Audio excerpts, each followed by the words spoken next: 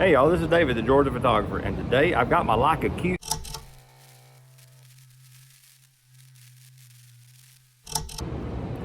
Oh, excuse me. I have my Leica SL2 with a 28mm prime lens on it. This happens to be the Pentax Asahi 28 f3.5. I'm going to stop it down to f8 anyway, so it doesn't matter what the maximum aperture is. Actually, this lens performs for real. This will simulate a Leica Q and allow me to just kind of shoot random photos and see how it goes, see if I really want a Q or not, because I've been kind of thinking about wanting one. So now I have the opportunity to test that theory and see what I can come up with. Now, it doesn't have the large aperture like the Q has, but it has, you know, range focus, which is instantaneous focus, so I don't have to worry about focusing. But what I want to do is just take some photos, walk around downtown, see what it looks like, and see what the photos look like, and we'll look at them together when I get back to the computer. So come on, let's go for a walk.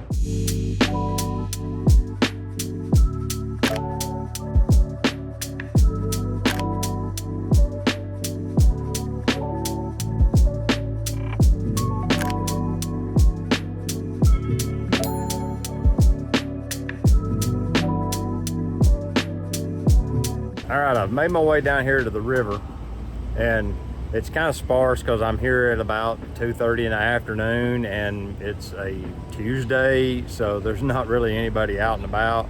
So here comes a couple of people. We'll see about this, but we're gonna work our way around the aquarium and see what we can find.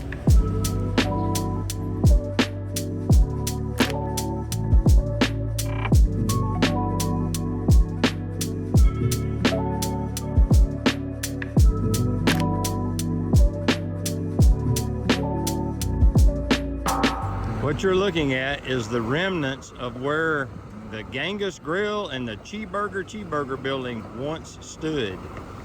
Somewhere in this phone is a photo of that building the day after the front of it fell into the street. If I can get that photo, it'll populate now on the screen.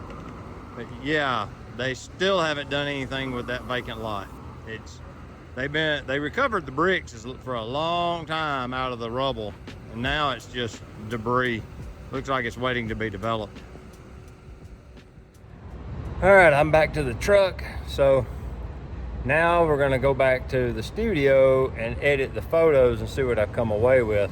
I've grabbed quite a few just kind of quick snapshot style photos, and I'm gonna see just how much resolution I have to work with in the SL2.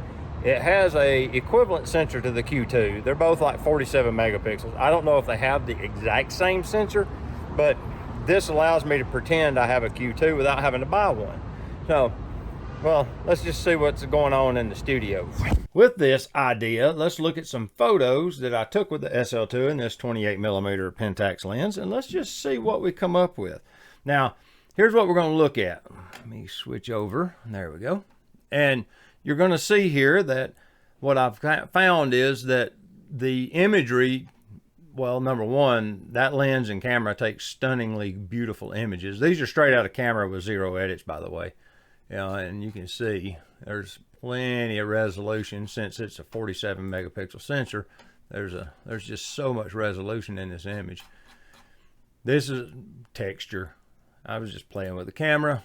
Now, here's your first one.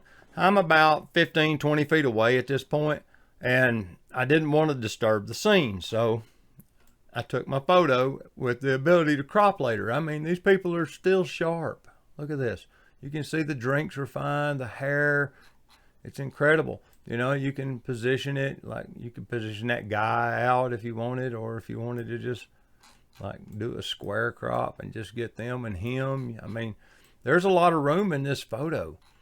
Yeah, and of course it's just in the center, and you're going to get about 12 or 14 megapixels when you get done with that. That's a lot of megapixels.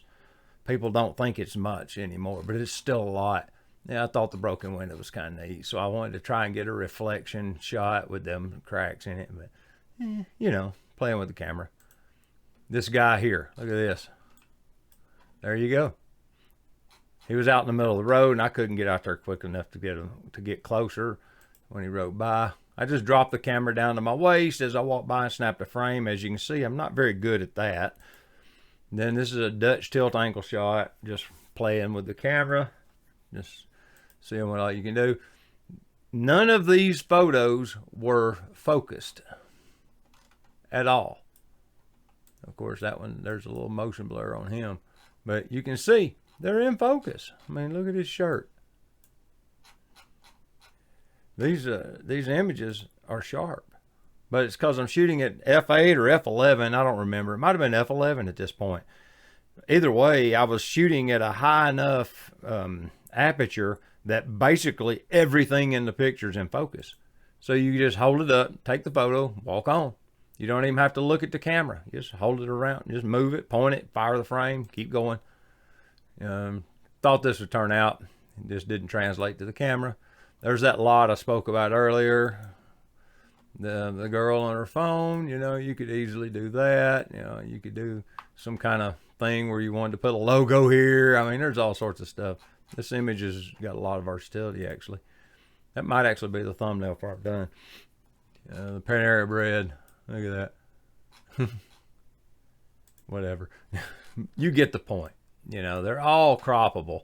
And mainly because Market Street and Broad Street in Chattanooga are very wide avenues. You can see how wide the road is there. And unless you're on the same side and you're not trying to disturb the scene, I really like this with the one-way signs and the little walking guy. You know, there's a lot of little Easter eggs, and there's nobody else until way down the street. And then you have this person standing here. I think she was actually smoking or vaping or something is why she was here. But, you know, it's an interesting photo like that to some degree. It also has a little bit of a juxtaposition with the Tucker Build sign. If you was to do that, you got the color coordination with the black and her black clothes and the red sign. I think that actually works better, but you get the point. Does it do the same thing as the Q2? No, it doesn't have as big of an aperture, and it doesn't have autofocus, and the Q2 has autofocus.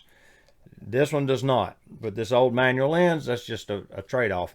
Now, I could get the SL lens to go on this camera, and it would be autofocus, and it would be stunning glass, and it would be a lot larger aperture. You can get it in f2. I'm pretty sure it's a Summicron. But the point is I can get the Leica lens, but I was just wanting to play with this old manual lens and see if I could get similar results.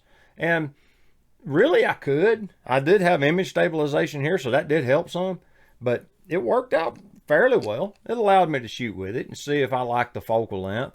And for me, I'm a little longer focal length. I'm thinking I'm probably 35 or 50 ultimately, especially in Chattanooga because of the size of the streets. You saw how wide the roads are there.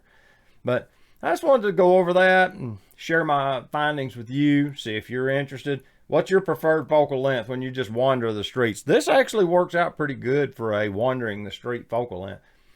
It just kind of does. So until next time, this is David, the Georgia photographer. So get your camera out and go take a picture with it, all right? We'll see you later. Bye-bye.